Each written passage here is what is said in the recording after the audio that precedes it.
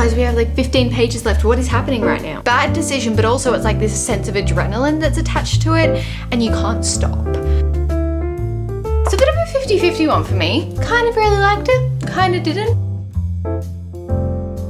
Oh, I spoke too soon. Oh. Hi my loves, welcome back or welcome to my channel. Welcome if you guys are new. Today we have a very fun video and this was actually requested by a few of you guys. For the next week, Austin, my boyfriend, is going to be choosing my reads. So as you can see, we have my TBR pile.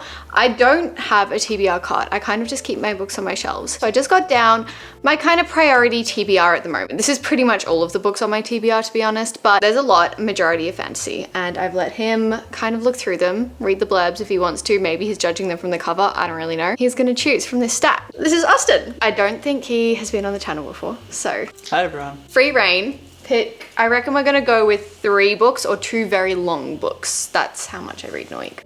About 3 books, go for it. Okay, oh, hey, that's good. This is on my TBR, The Diviners by Libby Bray. So good pick. I've been like this one. Hearing you talk about it a lot, so I think you should finally read it. Making me read my TBR, good job. I'm excited about this one. Is that a big one or? It's a pretty big one. 570, well you can do what you want, but 570 pages, so it's not massive. And it's a YA book, so it shouldn't be too hard to read. I'll just give you 3, but you don't have to read all of them. I'll try. I knew you were gonna pick that one. This is Strange Pictures. I actually bought this for Austin, but then I was really intrigued by it. And so I put it on my TBR as well. And I didn't read it last month and I was meant to read it in January. And maybe if you read it, I'll actually read it as well. Yeah, it'd be good. Outside my comfort zone. Should I do one more? Yeah, I mean that one's tiny. This one's only like 300 pages. Oh, that's Jamie sent me that one from Book of the Month. She's been begging me to read it for like the longest time. Oh look, they're both like the same. They've both got like a girl. Oh yeah, true. Both are good choices. Romantasy. Kind of. Yeah, it's like fantasy with romance. One.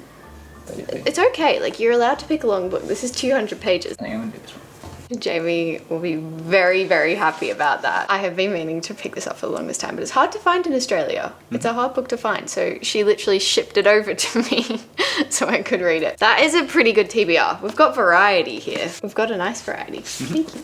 Thanks for picking.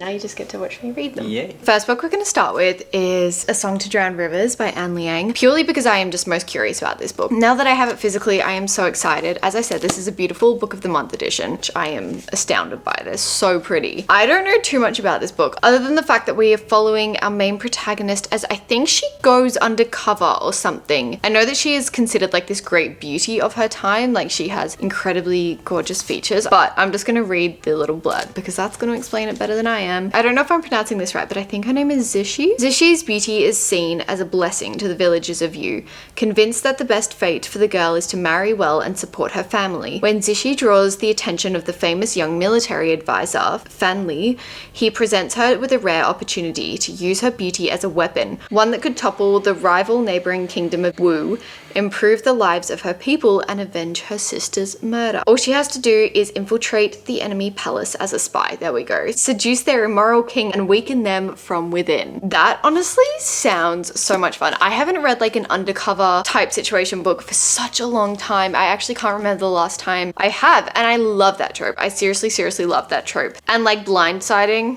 a king, making him fall in love with her or something like that. That sounds so much fun. That sounds like I'm gonna have the best time. So I'm super excited. Hopefully we'll jump into this one tonight. I also believe this is a standalone fantasy, which is again fun. We're not starting any more series. Obviously The Diviners is a start to a series, so we're gonna be starting another series there, but we did just finish the Greenbone saga, so I feel like we're okay to add to our series count.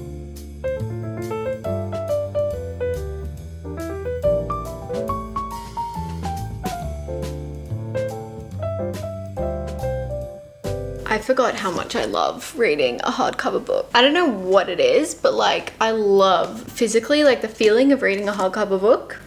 Wonderful. I would get so many more hardcovers, but they're not that common in Australia. If the light keeps changing, it's because I am watching the Olympics, guys. I'm watching it. I've got it on in the background whilst I'm reading. It's on mute just so I can like look up and continuously see the scores. So if the light keeps changing, you're gonna have to forgive me on that one. We have made a little bit of progress into A Song to Drown Rivers. What I am loving about this is the fact that I just finished Jade Legacy, okay? I needed a quick, fast-paced, fun book to get my mind off that. This is exactly that. it is such a fast-paced fantasy. It is a standalone as well, so it's quite interesting. I don't read a lot of fantasy standalones, mainly because I feel like a lot of them just aren't. Like, I don't seek out series. They gravitate towards me. I don't know. But this is a standalone, so it's really fun. I also love reading standalones, so I can recommend them to you guys if I like them, because I always get questions asking for recommendations for fantasy standalones, and I feel like I never have answers for you. This is giving me similar vibes to A River Enchanted so far, like Rebecca Ross. It's very whimsical. The writing is quite lyrical, but as I said, very, very fast paced. We are at chapter 8, page 93, so we've made a bit of a dent. I want to say, with the main protagonist, at the beginning I was like, oh, she's okay. I mean, we're only 90 pages in, but because this is a standalone and there isn't that many pages to it, it's like she's okay, but she doesn't really have that much personality. She just did one of the coolest things I've ever seen her do,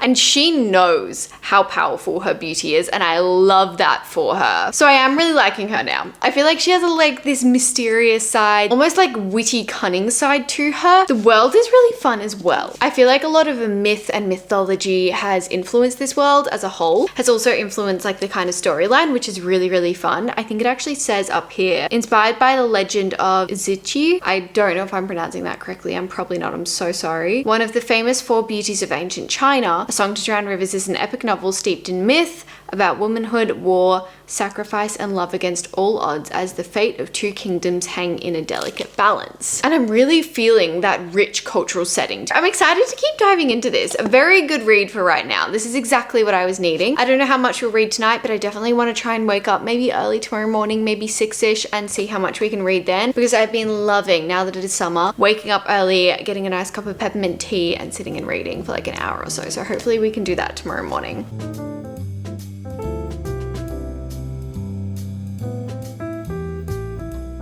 It is actually the next night now, and we have like hardly any left. I have been reading this all through today, and then I've been reading a lot of it tonight. I only got a little bit read this morning, but been absolutely binging it tonight because I kind of got to this point where I just can't put it down. Like, I've read more than half this book tonight just because I'm so addicted to it. It's really picked up pace in sense of action.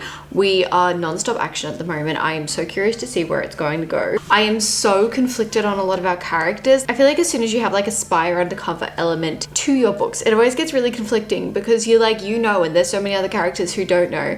And it's kind of fun to be like the one with all the power. You know everything. Well, I hope we know everything. I am really, really liking our main protagonist. I think she's really, really cool. I like how she's using beauty as like this power. Like I said that before, but I absolutely love it. There was one moment that fully had me gasping. I wish I got it on camera, but she said something and I just got like the biggest secondhand embarrassment, put her plan into a whole different direction. But there was one word she said, and if you've read it, you'll probably know what I'm talking about. And I was just like, you did not just say that. You did not just say that. You did not just like jeopardize your entire situation here. What's really interesting is we were only at page 260, and I feel like at this point in fantasy books, we'd only just be getting into kind of the dirt, like the thick of the plot, like we'd be in the middle of it basically, but we're almost at the end of it. It feels so odd. It's good. Like, don't get me wrong, I'm having a great time, but it feels really odd to be close to the end when we've only read 260 pages. I'm really curious to see how it's going to wrap up because of that. I will say it has been super, super, super fast paced. We've had a long period of time pass. Definitely a very big change of pace for me. I'm not really used to this. It's also been a bit of a roller coaster of emotions, to be honest. Like, I felt some pretty strong emotions during this. Whilst we haven't known our characters for a very long period of time, well, like time, yes, but like amount of pages, not very long. Anne Liang has this way of writing that makes you feel like you've known them for a lot longer. We have learned so much about these characters, the depth behind them, their quirks, their weaknesses, their strengths. And I just am so shocked because I really haven't spent a lot of time with them. I feel like that just shows what an incredible writer she is. This also employs the use of some incredible imagery,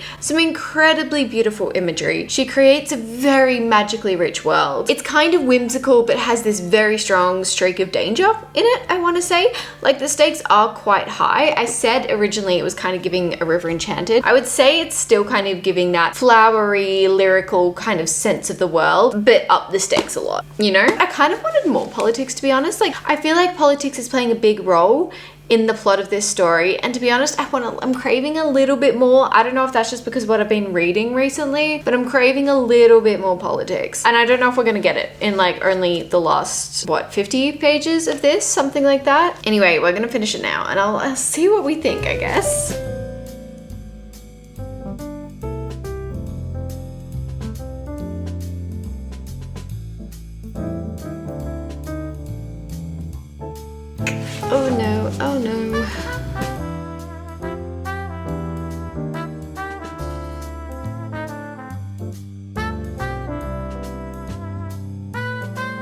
Can I just read one sentence? This is completely not a spoiler, but just the way, like, talking about imagery. Birds glided over off-white houses and the little bridges and the clustered roads, and the mountains stood laid against each other in darkening shades of indigo, all under heaven laid out before me. I don't know. It's just the way she writes. It's very, like, satisfying to me. I think it's really pretty.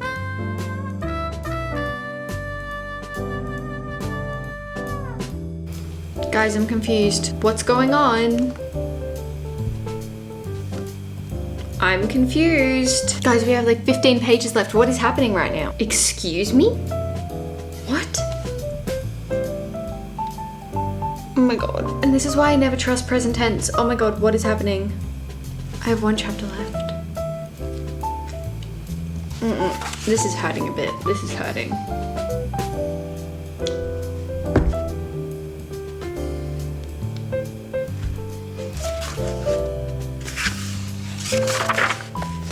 That was not... What? That did not go in the way I thought it was going to. I feel like I'm gonna have to process this before I really share all my thoughts.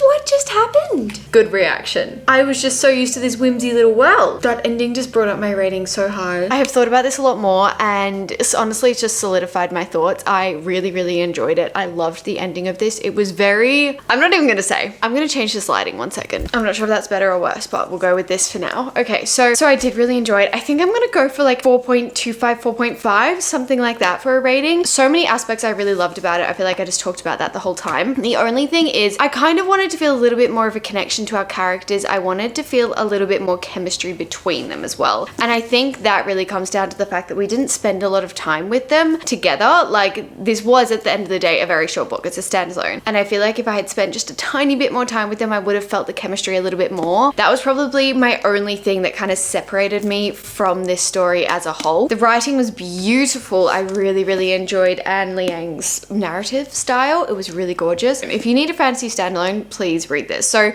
thank you, Jamie, for sending me this, and thank you, Austin, for picking it out. Because it is a few days later, I actually have started my next read, and I already look about halfway through it because it's only a 200-page book, so it's a very little book, but I did start this last night. This is so outside my comfort zone, it's not even funny. It's like divided into only a few chapters, so I think I've only read 2 chapters technically. 4 chapters it is divided into, and I think we are following 4 different people, families, situations, I'm not really sure, and they all are interconnected, and you kind of have to figure out how they're interconnected. I did guess how the first 2 are interconnected. Curious to see how the next ones are. What's really fun about it so far, what I really enjoy, I'll show you the first few bits. We have inserts of photos everywhere. So we have this little prologue talking about analyzing children's photos, and every time they're talking about it, they like zoom in on the photo for you to see, and it's talking about them using certain lines, how that expresses certain emotions. It's really interesting. And then they like reveal what this child is actually dealing with, or what this child did, and then you're like, oh my god, that makes so much sense because their drawing was like that. So that's really interesting. I feel like we're kind of analyzing these little creative pieces and how that can relate to the bigger mystery. I actually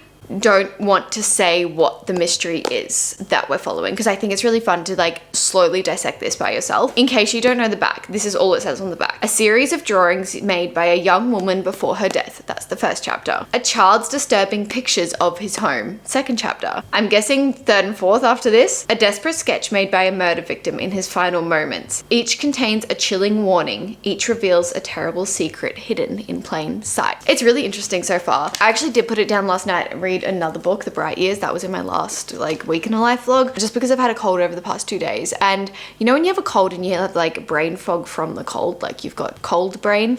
That's what I had. And it was kind of making it a little hard for me to focus, and considering we're like solving this mystery, I couldn't focus too well. Writing is very different to what I'm used to. I don't know how to describe it. It's just not lyrical little. It's very to the point, but in a very particular way. I don't know. It's really hard to describe. This is a translated work as well, obviously. Japanese author. I have read a few Japanese authors before, so I'm familiar with the genre because I feel like it's a genre in itself. As I said, Austin reads a lot of these kind of books. Our other bookshelf is filled with like Murakami, Before the Coffee Gets Cold series, everything like that. He really, really enjoys. He very very much reads books for the narratives though, and the atmosphere, whereas I read books for the plot and the characters. But I do want to keep branching outside my comfort zone because I think that's how you find new interests, new books you might be obsessed with. So far it's good. It's definitely addictive once you're in it. It just isn't one that like I want to pick up every single spare second I have. Like it's one that when I'm in it, I'm in it. When I put it down, I completely forget about it. Keep trying to read it tonight. We might even finish it tonight. And I feel bad because I haven't really given you much of an update, but it's a really hard book to give you updates on because I don't want to spoil a thing. It's definitely unlike anything I've ever read before. It puts you as the reader in a position that I've never been before. It's almost like you're like tempted to solve the mystery. And it's not even like along with our main protagonist. Like you're getting these objective views of these things and you're trying to solve the mystery and understand what's going on. I think we're about to finish chapter 2. I actually stopped in the middle of chapter 2. We've just started chapter 3. Okay. Yeah, I'm curious to see where this is gonna go. I'll try and give you updates tonight if I continue reading it. I'm very excited to start The Diviners next as well. We've got a very strong lineup. A lot of you also said that The Diviners audiobook is incredible, so maybe I'll do like a chapter on and off here and there on the audiobook.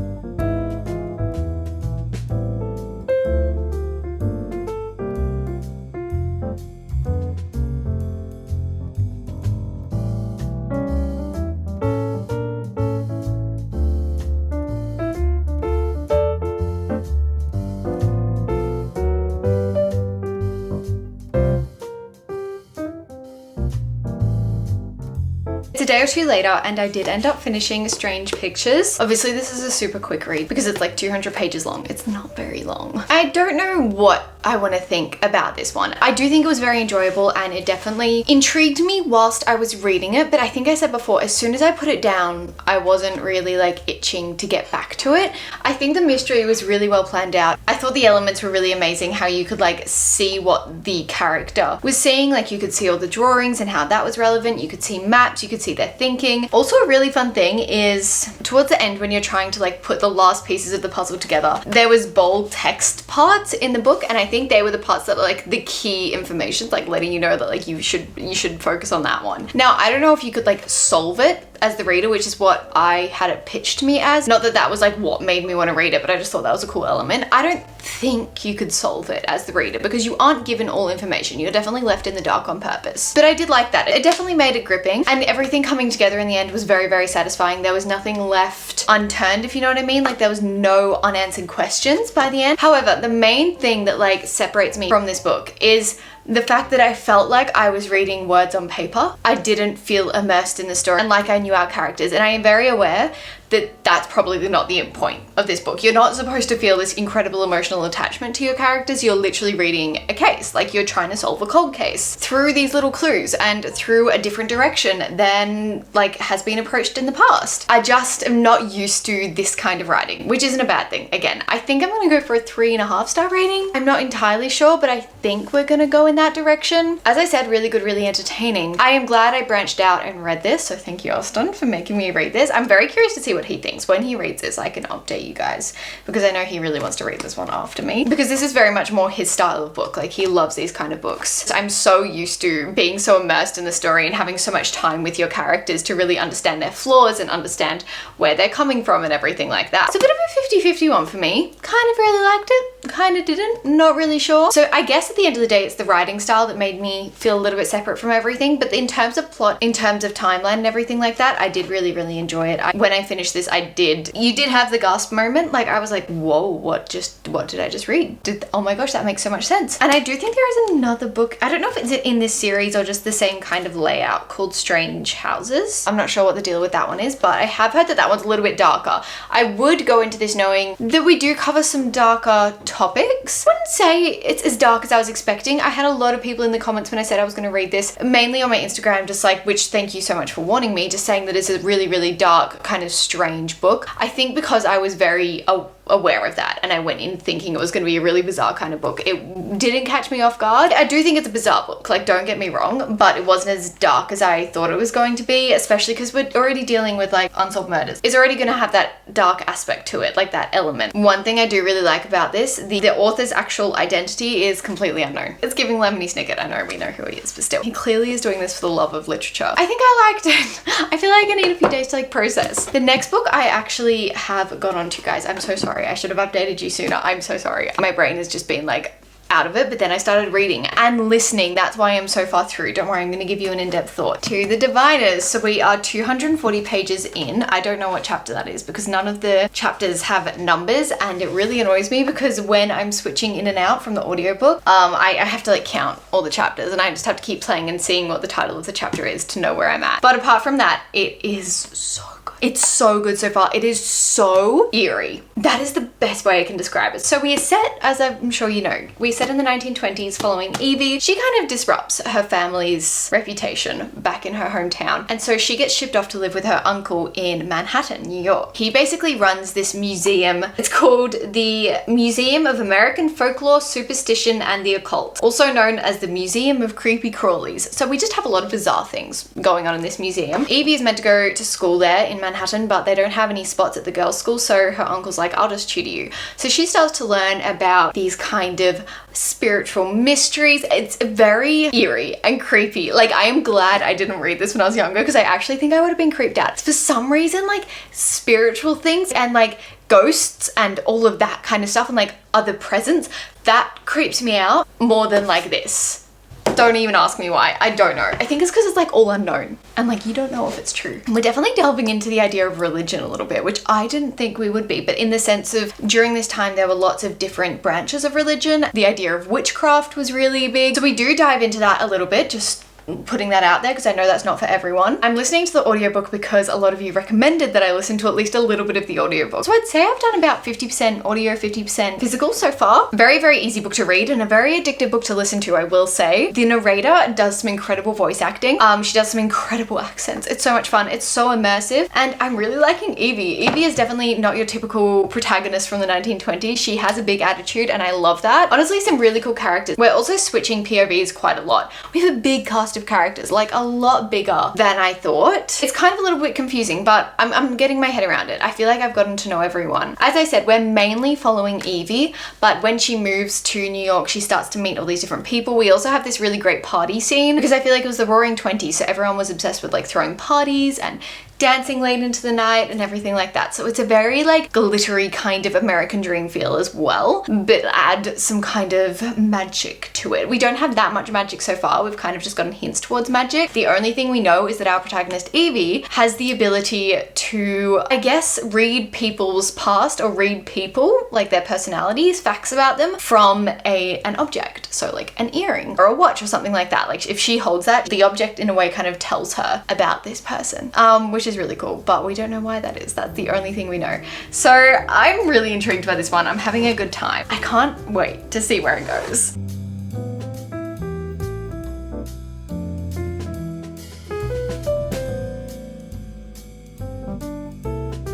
I've tried to film this update like 3 different times and the lighting is just, it's not working with me today. It's like golden hour right now. So there's so much sun coming in and my camera can't deal with that. I want to update you regardless because I need to give you my thoughts on this. I am having so much fun on this book, like so much fun, and that was so overdue because whilst I love the books that I've been reading, I really have loved them. They've been emotional damage books. They have taken me on a roller coaster of emotions and I needed a fun book to immerse myself and forget my life in. And this is exactly what that is. So I'm very, very happy about it. It is so unique. It is so different to anything I have read before. I have been listening to the audiobook quite a bit or as much as I can, definitely still reading more, but I'm trying to listen to it a little bit more because honestly, it is so immersive. It is so fun. The narration style is wonderful. The accents that she does for each character, perfect. So perfect. And there is a lot of audible elements to this book. What I mean by that is there are different chants, there are different sounds that are associated with this mystery, there are different folklore songs, and having someone actually sing those songs makes it all that more real and makes it that much more spooky. This is actually like a spooky read. Like this is genuinely quite spooky. We are up to page 360, so a good way through. Hopefully we can get almost like finishing it tonight. I don't know. That's a bit ambitious, but I am really, really liking it. So we do have alternating perspectives. I definitely am kind of wanting like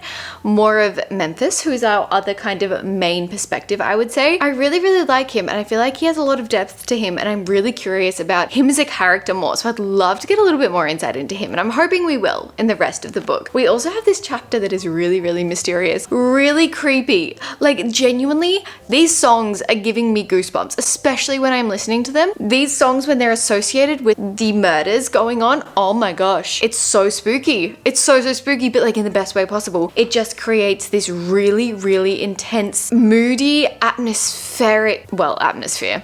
I don't know where I was going with that, but like I'm spooked. It's like, you know, when you open the pages of a book and you're like instantly transported into a new world, that is what I'm getting. And obviously this isn't a new world. This is the 20s in New York. And it's very much drawing on history within the 20s. Like, it's kind of cool when they draw on, like, I don't know, Hollywood stars from the 20s. Like, we've had a few mentions to Clara Bow, because she was like such a fashion icon in the 20s. They're all getting haircuts like her and everything like that. Like, we have this 20s memorabilia almost that makes this just that much more rich in imagery. And I'm loving that aspect. I'm loving it so much, guys. Libba Bray is a very immersive author. It's very easy to read. It is so easy to read, but I can see everything that is described in this book. Like, as soon as we are in different places, I can picture them very vividly in my mind. That's like my favorite part of being a reader, honestly. This is kind of reminding me why I love reading so much. If I had read this when I was 16 or 15 or whatever, just in my teen years, I would have been intolerable. Like, I don't think I would have shut up about this book. I would have been telling every single person who would listen to me to read this book. Like, and still, it's really good. It's hitting great. I feel like the stakes are definitely picking up a little bit now. My one complaint is that it is a little bit slow moving. Like,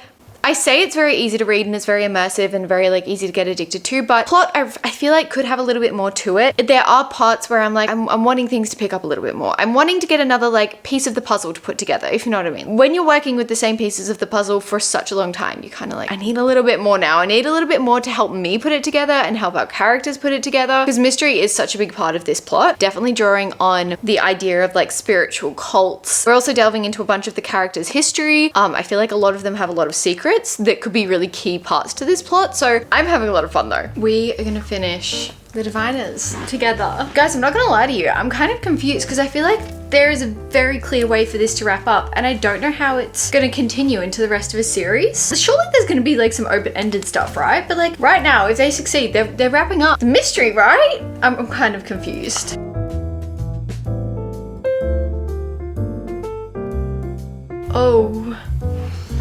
Oh, I spoke too soon. Oh.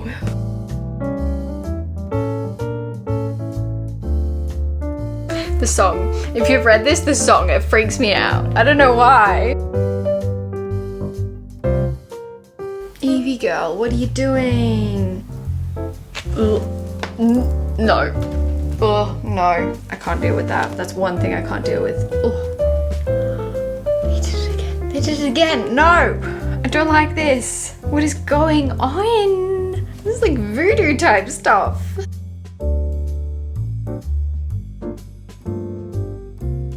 Oh my god. Okay, I see how we're getting a series now. There is one thing I would never tolerate in a book, I'm not gonna lie. And that's getting animals involved in rituals. Purely because I cannot deal with animals getting harmed. I did want to tell you that because I feel like that is quite a big trigger warning, because like I feel like some people are really sensitive to it, including me. It's not like that's like a crucial part of the story by any means. I didn't spoil anything by saying it, and it wasn't like in gruesome detail or anything like that. It was kind of just mentioned, and like I understand why it was mentioned, but yeah, let's pretend that didn't happen though. This was a crazy book. This was so much more intense than I thought it was going to be. I feel like we're touching on voodooism almost, like voodoo rituals, all that kind of stuff. Definitely very touching into the spiritual movement, like spiritualism. That was a movement. They also talked about it briefly in this. I think it actually started a lot earlier than 1920s. I think it was like in the end of 1800s, but piggybacking off that movement, we also delve into this whole haunted side, raising the dead, everything like that. Like, it is very, very spooky and gothic. I don't even know what genre you'd put this in. Like, yeah, it's technically fantasy, I guess, but I would say this is very, very, very broad fantasy book. I don't know, what is this as a genre in itself? Like, I want to say gothic, but it's not gothic because that's like a lot earlier than the 1920s. Like, it's just a moody kind of atmosphere. I'm looking at the reviews in the beginning and seeing if there's a good way to describe this because I really want to get this. Supernatural, tapping into the supernatural. That's probably a word I've been trying to search for like this entire reading vlog. Supernatural is a really great way to describe this. I'm really conflicted. I did really enjoy it. Like, I was very addicted to this book. I do think I'll continue. So this was in the YA YA section. I'm glad I didn't read this when I was younger because I would have been spooked. I was reading this the other night and I was home alone and I was like creeping myself out. I was listening to the audiobook and I was like, nah, that's too scary. So then I started reading it physically, still like genuinely scared me. I don't know what it is about the supernatural, but it terrifies me in kind of a good way though. You know, when you're like so thrillingly addicted to a book, it's like the adrenaline rush, you know, you're kind of there for the adrenaline rush that it has. It's like watching a horror movie, Home Alone. I don't know if you've done that before. I have. Bad decision, but also it's like this sense of adrenaline that's attached to it and you can't stop. That's what reading this book felt like to me. Look, let me say, is this a very scary book? Probably not to a lot of people. This is probably just a really fun, thrilling book to a lot of people. I don't know why I get so scared about spiritual and supernatural stuff. It freaks me out because I don't know about it. Like there's no clear answers to it. So in my mind, I'm like, you know, I could have a ghost break into my house one night. I don't know. And just saying at night, everything seems possible. Okay, how many books is in this series? I think there's only 2. I swear I saw 3 on the shelf though, so I'll look that up. But this was good. This was good, but also there were elements of it that make me not obsessed with it. So I don't want to delve into too much detail because I'll just give away the entire plot. But yeah, definitely elements of it that made me not as obsessed with it as I could have been. I will say, I feel like it was a little bit slow at times. Definitely was dragged out a tiny bit. I think it could have been condensed a little bit and then it would have been really fast paced the entire time, but like not too fast paced. There's a very fine line. I really like Evie as a main protagonist. She's very sassy, she's very witty, full of attitude in the best way possible. And I feel like that was quite rare for a woman in the 1920s, a young girl, nevertheless. Very much has the atmosphere of the roaring 20s, but add a very haunting element to it. So if you're into that, you'll really enjoy this. I would look up trigger warnings before going in just in case there are some interesting things. There was one character arc though that I'm not sure what I think of. Some of the magical elements in this I really enjoyed, but yeah, one character arc, we kind of found out this like magical element, I guess you would say, this like key piece of information about them towards the very end of the book. Again, I'm not going to say who it is, but that kind of changed my perspective on them. I don't know if I liked that addition to the plot. Maybe it'll make more sense in the second book, but I'm not entirely sure what I think of that character arc. So that is probably going to bring down my rating. I'm thinking like a 4 stars. I think a 4 stars is a pretty good rating to this because there was so much I loved, but then there was quite a bit that I was like, I don't know what I think about that. Very outlandish plot, I'm not gonna lie, but I love that. Like just a different to what I've read, just very, very different. So yeah, that was The Diviners, guys. Oh my gosh, what a week of reads. Actually, I'm not even gonna lie, this went over a little bit more than a week because took me a little bit longer than I thought it was going to, and then I got sick in the middle. It's fine. That is our last book for this video. I hope you guys enjoyed this video. I have been updating Austin throughout the entire week. We do live together, so I've been updating him. If I'm not talking to the camera, I'm usually talking to him. That is the last book, and I hope you enjoyed this vlog. I hope you guys had fun. Thank you so much for watching today's video. If you have watched till the end, it truly means the world to me. I love you guys so much, and I will see you in my next video.